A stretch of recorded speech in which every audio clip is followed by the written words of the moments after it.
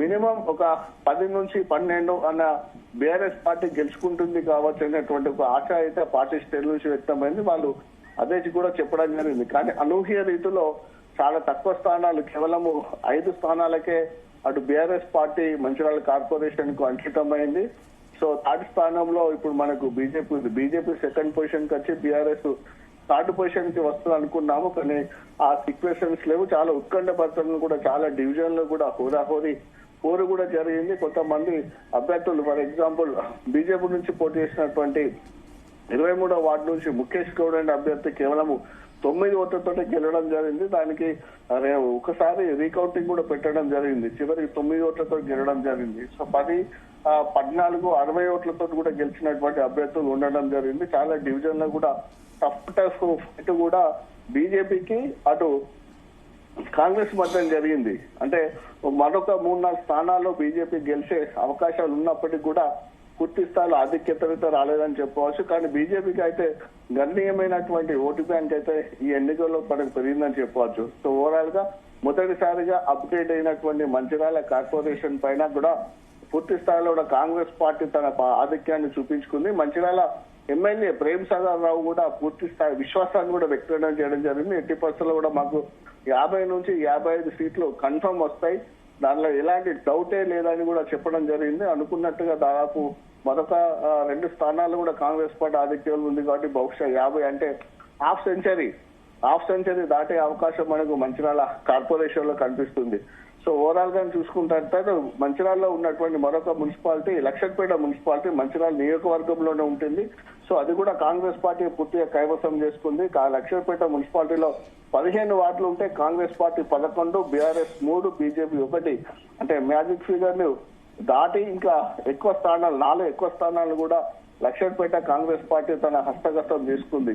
అటు మంచిర్యాలలో ఉన్నటువంటి నియోజకవర్గం ఉన్నటువంటి మంచిర్యాల కార్పొరేషన్, లక్షట్పేట మున్సిపాలిటీ రెండింటిని కూడా కాంగ్రెస్ పార్టీ విజయం సాధించింది. ఇటు మంచిర్యాల ఎమ్మెల్యే కాంగ్రెస్ పార్టీ ప్రేమ్ సాగర్ ఉన్నారు కాబట్టి 3 అటు 2 పాలక వర్గాలు ఇటు ఎమ్మెల్యే కలిసి మంచిర్యాలని అభివృద్ధి చేయొచ్చనేటువంటి ఆలోచన ప్రజల నుంచి వచ్చింది. కాబట్టే ఇంత పెద్ద ఎత్తున కూడా ఓటర్లు తమకు పట్టం కట్టాలని కాంగ్రెస్ శ్రేణుల నాయకులు కూడా అంటున్నారు. ఇక పూర్తి స్థాయిలో ఓవరాల్ లోకి వెళ్తే మాత్రము అధికార కాంగ్రెస్ పార్టీ అయితే చాలా చోట్ల ఆధిక్యాన్ని చూపించింది. కొన్ని చోట్ల బెల్లంపల్లి కానీ, అటు కాగజ్ నగర్ కానీ, ఇటు ఆసిఫాబాద్, ఖానాపూర్లలో కూడా చాలా tough fight, neck to neck fight ఏర్పడి అక్కడ హంగ్ ఏర్పడింది. ఆదిలాబాద్ లో కూడా హంగ్ ఏర్పడింది. అనుకున్నంత స్థాయిలో బీజేపీ అయితే ఆధిక్యంలోకి వచ్చింది. ఆదిలాబాద్ జిల్లాలో లో కంప్లీట్ గా 49 వార్డులు ఉంటే బీజేపీకి 22 కౌన్సిలర్లు గెలవడం జరిగింది. కాంగ్రెస్ పార్టీ బీఆర్ఎస్ 6, ఇండిపెండెంట్ లేదు, ఎంఐఎం 6 అక్కడ. సో అంటే 49 అంటే మ్యాజిక్ ఫిగర్ 25, కానీ బీజేపీకి 22 రావడం జరిగింది. కాబట్టి మరొక 5 ఇండిపెండెంట్ తో కలిసి అక్కడ ఆదిలాబాద్ లో కాషాయపు జెండాను బీజేపీ పార్టీ ఎగిరేయనుంది. అక్కడ ఆదిలాబాద్ కూడా బీజేపీనే గెలుచుకుందని చెప్పవచ్చు. ఆల్మోస్ట్ కంపల్సరీగా ఇండిపెండెంట్ హెల్ప్ వాళ్ళు తీసుకుంటారు కాబట్టి వాళ్ళ మద్దతుతోటి ఆదిలాబాద్ లో కాషాయపు జెండా, అలానే మంచిర్యాలలో మనకు కాంగ్రెస్ జెండా ఎగిరేసినట్టుగా చెప్పవచ్చు. చాలా చోట్ల కూడా రిజల్ట్స్ అవుట్ అయింది. కొన్ని చోట్ల కూడా హంగు కూడా ఏర్పడింది. మనకు బైన్సాలో కూడా పూర్తి స్థాయిలో ఎంఐఎం తన ఆధిక్యాన్ని చూపించింది. అక్కడ ఇండిపెండెంట్ తో కలిసి అంటే మ్యాజిక్ ఫిగర్ ఎంఐఎం కు రాలేదు. బైన్సాలో 26 వార్డులు ఉంటే ఎంఐఎం 12 గెలుచుకుంది. ఇక్కడ all India forward party independents 7 గెలుచుకున్నారు, కాంగ్రెస్ 1, బీజేపీ 6. అంటే ఊహించిన దాని విధంగా బీజేపీ కూడా బైన్సాలో చాలా పుంజుకుందని చెప్పవచ్చు. అంటే మొదటి నుంచి కూడా అటు ఎంఐఎం కు బీజేపీకి అక్కడ పోటీ ఉందని కూడా చెప్పడం జరిగింది. ఇక్కడ బీజేపీ కూడా అక్కడ 6 గెలుచుకుంది. సో ఎంఐఎం పార్టీ ఇక్కడ ఇండిపెండెంట్స్ ఉన్నటువంటి ఆల్ ఇండియా ఫార్వర్డ్ బ్యాక్ వాళ్ళతో కలిసి కూడా ఎంచుకునే అవకాశం ఉంది. మ్యాజిక్ ఫిగర్ అంటే మొత్తం 26 వార్డులు కాబట్టి మ్యాజిక్ ఫిగర్ మనకు 14 కావాల్సి ఉంటుంది, కానీ 12 వచ్చింది. కాబట్టి బహుశా అక్కడ మనకు ఇండిపెండెంట్ కలుపుకొని అక్కడ ఎంఐఎం పార్టీ జెండా ఎగిరే అవకాశం ఉంది. లేకుంటే ఇండిపెండెంట్ కలుపుకొని బీజేపీ ఇంకా ఇండిపెండెంట్ 7 ఉన్నారు, బీజేపీ 6 ఉన్నారు. కాబట్టి వీళ్ళు 15 మంది కలిసినా కూడా అక్కడ కాషాయ బీజేపీ పార్టీ కూడా జెండా ఎగిరేకి వస్తుంది. ఎందుకంటే బైన్సా నుంచి ముతోల్ ఎమ్మెల్యే రామారావు పటేల్ ఉన్నారు. కాబట్టి ఒకవేళ బీజేపీ పార్టీ కనుక ఏమైనా చక్రం తిప్పితే ఇండిపెండెంట్ తోటే కలిసి బైన్సాలో మొదటిసారిగా కూడా కాషాయం జెండా రెపరెపలాడే అవకాశం కనిపిస్తుంది. బీజేపీ పార్టీ కూడా బైన్సా మున్సిపాలిటీని కైవసం చేసుకునే అవకాశాలు మనకు కనిపిస్తున్నాయి. ఖానాపూర్ కు వచ్చేసి ఖానాపూర్ లో 12 వార్డులు ఉన్నాయి. 12 వార్డులకు వచ్చేసి హంగ్ ఏర్పడింది ఇక్కడ. ఆ కాంగ్రెస్ పార్టీ అయితే చాలా చతికల పడిందని చెప్పవచ్చు. కాంగ్రెస్ పార్టీ నుంచి వెడ్మ బొజ్జు పటేల్ ఎమ్మెల్యేగా ఉన్నారు. కాంగ్రెస్ కేవలం 3 స్థానాలకే పరిమితమైంది. BJP 4, BRS 4, independent 1. అంటే మ్యాజిక్ ఫిగర్ ఇక్కడ మనకు 7 రావాల్సి ఉంది. కాంగ్రెస్ కేవలం 3 వచ్చాయి. మరి కాంగ్రెస్ పార్టీ ఒకవేళ కనుక బీఆర్ఎస్ తోటి ఎట్లా కలిసే అవకాశం ఉండకపోవచ్చు. బీజేపీతో కూడా కలుస్తుందో లేదో చెప్పకపోవచ్చు. ఒకవేళ బీజేపీ బీఆర్ఎస్ 2 కలిస్తే అంటే 4, 8 కలిస్తే మెజార్టీ ఉంటుంది. కాబట్టి బీజేపీ బీఆర్ఎస్ కలిసి అయినా సరే ఖానాపూర్ మున్సిపాలిటీని కైవసం చేసుకుంటారో చూడాల్సి ఉంది. సో ఇలా చాలా కన్ఫ్యూజన్ గా ఉన్నాయి కొన్ని చోట్ల. బెల్లంపల్లిలో కూడా అనుకున్నట్టుగానే కాంగ్రెస్ కును బీఆర్ఎస్ కు చాలా టఫ్ ఫైట్ నడిచింది. సో బెల్లంపల్లిలో మొత్తం 34 వార్డులు ఉంటే కాంగ్రెస్ కు 8 గెలుచుకున్నారు, బీఆర్ఎస్ 3 గెలుచుకోవడం జరిగింది అక్కడ. సో ఇండిపెండెంట్ అనూహ్యంగా 5 గెలిచారు, బీజేపీ 1 గెలిచింది. సో మ్యాజిక్ ఫిగర్ కూడా ఎవరికి ఎక్కువగా రాలేదు. 34 అంటే మనకి ఇక్కడ 18 రావాల్సి ఉంటుంది. 18 రాలేదు కాబట్టి కాంగ్రెస్ 15 వచ్చింది. సో కాంగ్రెస్ పార్టీ ఇండిపెండెంట్ 5తో కలిసి 5లో కొంతమంది 3 తీసుకున్నా గెలిచే అవకాశం ఉంటుంది.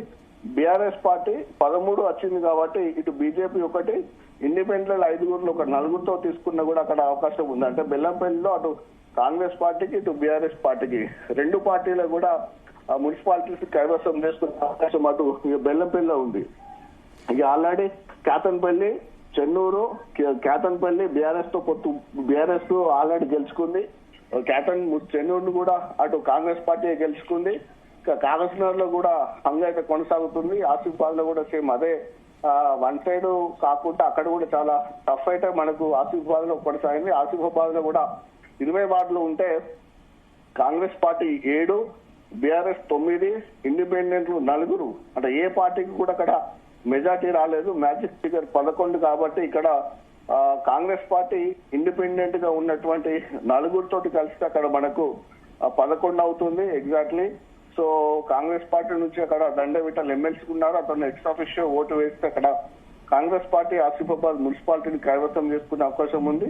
లేదా బీఆర్ఎస్ కు 9 వచ్చింది కాబట్టి 9 ఇండిపెండెంట్లతో ఒక 2 సహాయం తీసుకున్నా అక్కడ బీఆర్ఎస్ నుంచి కోవలక్ష్మి ఎక్స్ ఎమ్మెల్యే ఉన్నారు కాబట్టి ఇండిపెండెంట్ 2 తమ వైపు తిప్పుకున్న ఎక్స్ ఆఫీషియో కోవలక్ష్మి ఎమ్మెల్యేగా తన ఓటుతో ఉపయోగించుకునే సరే ఆసిఫాబాద్ గెలుచుకునే అవకాశం ఉంది. అంటే ఆసిఫాబాద్ కూడా అటు బీఆర్ఎస్ పార్టీకి ఇటు కాంగ్రెస్ పార్టీకి 2 పార్టీలు కూడా ఆసిఫాబాద్ ని కూడా మున్సిపాలిటీని కైవసం చేసుకునే అవకాశం ఉంది. సో అదంతా కూడా క్యాంపులు వెళ్తారు. అది వాళ్ళకి సంబంధించినటువంటి ఇంటర్నల్ గా వాళ్ళని మేనేజ్ చేసి జరుగుతుంది. సో ఏం జరుగుతుందో చూడాలి మనకు. ఎందుకంటే మనకు మేయర్ మనకు చైర్మన్ ఎన్నిక అయ్యేంత వరకు ఇక కాంగ్రెస్ వచ్చేస్తే కూడా సేమ్ అదే సిచ్యువేషన్ ఉంది. 30 వార్డులకు గాను BRS 11, Congress 10, BJP 4, so independents 4, MIM 1 గెలుచుకున్నారు. అంటే కాగజ్నగర్ మున్సిపాలిటీలో కూడా ఏ పార్టీకి కూడా మ్యాజిక్ ఫిగర్ రాలేదు. 16 రావాల్సి ఉంటాయి, రాలేదు. బీఆర్ఎస్ 11. సో ఇక్కడ ఒక డిఫికల్ట్ టైప్ ఆఫ్ సీనారీ అయితే మనకు పొలిటికల్ సీనారీ కనిపిస్తుంది. ఒక రాజకీయ ఎత్తుగడ కూడా అంటే కాంగ్రెస్ పార్టీ నుంచి దండే విఠల్ ఎమ్మెల్సీ ఇన్ఛార్జ్ గా ఉన్నారు.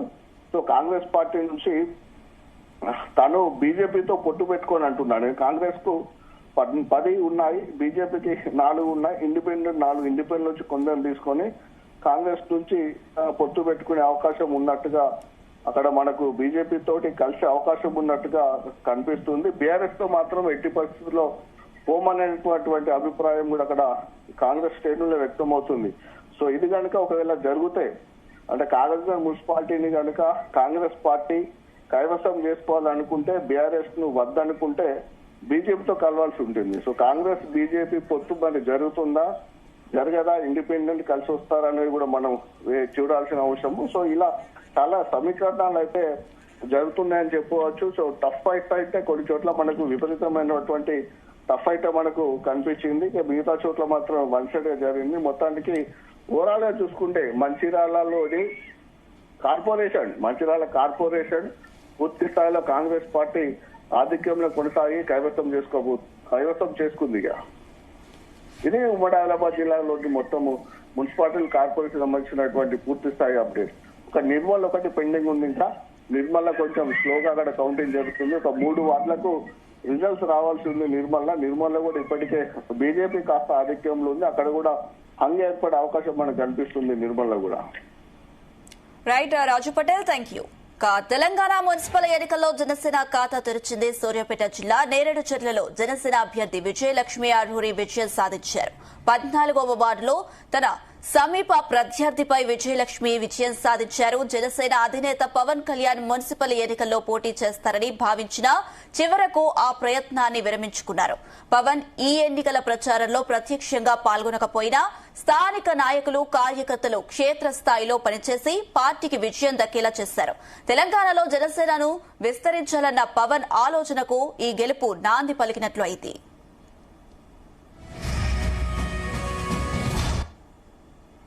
నాకు టికెట్ ఇచ్చినందుకు పవన్ కళ్యాణ్ గారికి కృతజ్ఞతలు తెలియజేసుకుంటూ ఖచ్చితంగా అందరికీ అందుబాటులో ఉంటూ 24 గంటలు 34వ డివిజన్ లో నన్ను గెలిపించుకున్నందుకు ప్రతి ఒక్కరికి అందుబాటులో ఉంటానని మనస్ఫూర్తిగా కోరుకుంటూ వాయిస్ మీడియా నాకు టికెట్ ఇచ్చినందుకు పవన్ కళ్యాణ్ గారికి కృతజ్ఞతలు తెలియజేసుకుంటూ ఖచ్చితంగా అందరికీ అందుబాటులో ఉంటూ 24 గంటలు 34వ డివిజన్ లో నన్ను గెలిపించుకున్నందుకు ప్రతి ఒక్కరికి అందుబాటులో ఉంటానని మనస్ఫూర్తిగా కోరుకుంటూ వాయిస్ మీడియా.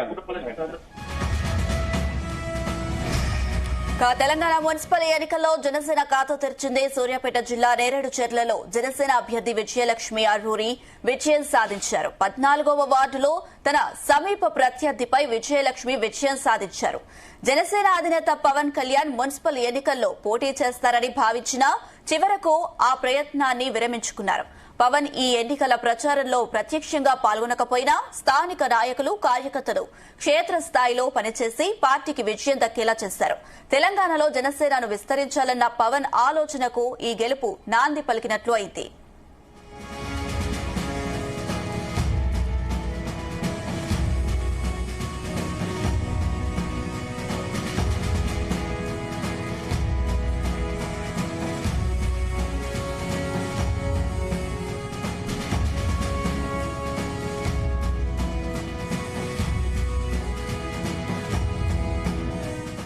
నాకు టికెట్ ఇచ్చినందుకు పవన్ కళ్యాణ్ గారికి కృతజ్ఞతలు తెలియజేసుకుంటూ ఖచ్చితంగా అందరికీ అందుబాటులో ఉంటూ 24 గంటలు 34వ డివిజన్ లో నన్ను గెలిపించుకున్నందుకు ప్రతి ఒక్కరికి అందుబాటులో ఉంటానని మనస్ఫూర్తిగా కోరుకుంటూ వాయిస్ మీడియా నాకు టికెట్ ఇచ్చినందుకు పవన్ కళ్యాణ్ గారికి కృతజ్ఞతలు తెలియజేసుకుంటూ ఖచ్చితంగా అందరికీ అందుబాటులో ఉంటూ 24 గంటలు 34వ డివిజన్ లో నన్ను గెలిపించుకున్నందుకు ప్రతి ఒక్కరికి అందుబాటులో ఉంటానని మనస్ఫూర్తిగా కోరుకుంటూ వాయిస్ మీడియా.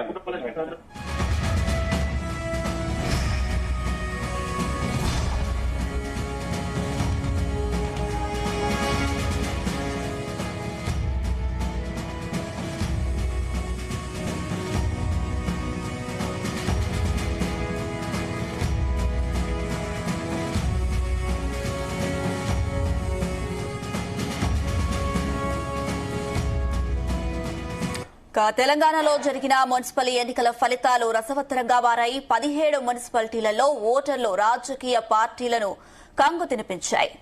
మహబూబ్ నగర్, ఉమ్మడి కరీంనగర్, మహబూబాబాద్ జిల్లాల్లోని కొన్ని మున్సిపాలిటీలలో ఏ పార్టీకి స్పష్టమైన మెజారిటీ ఇవ్వలేదు.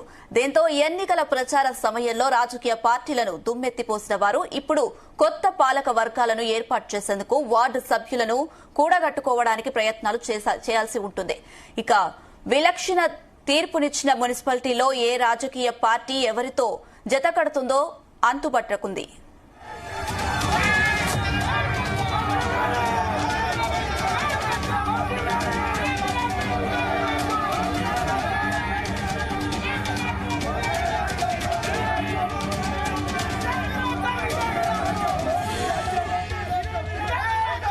జహీరాబాద్, కేసముద్రం, కోహీర్, బెల్లంపల్లి, అలంపూర్, ఇస్నాపూర్, అమరచింత, జనగామ, ఆసిఫాబాద్, జమ్మికుంట, జిన్నారం, బోధాన్, వేములవాడ, గద్వాల, అలియాబాద్, మహబూబాబాద్, మెదక్ మున్సిపాలిటీలలో రాజకీయ పార్టీలకు స్వతహాగా వార్డుల్లో మెజారిటీ సభ్యుల బలం లేకుండా పోయింది.